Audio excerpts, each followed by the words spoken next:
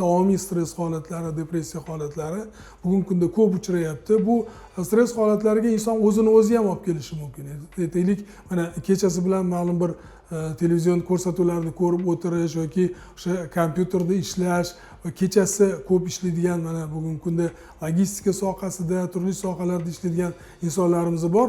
Uyquni jarayonini buzilishi ham ma'lum bir tanadagi modda almashinuvlariga o'zini salbiy ta'sirini ko'rsatadi. Shular birgalikda mana bugungi kunda nihoyatda bu katta tekshiruv bo'ldi.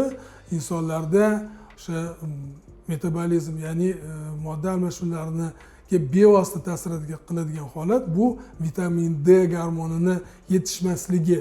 Vitamin D yetishmovchiligini keltirib chiqaruvchi sabablardan biri bu yetarli darajada quyosh ta'sirida bo'lmaslik. Ya'ni o'sha quyosh nurlarini eng foydali ultrafiolet nurlari bu ertalab shu quyosh chiqishi bilan boshlanib, taxminan ertalabki soat 9-10larda tugaydi. Undan boshlab uni endi aktivligi o'zgaradi va uni nurlarida ma'lum bir biza uchun kerak bo'lmagan, ya'ni salbiy ta'sir ko'rsatishi mumkin bo'lgan nurlar ko'payib boradi.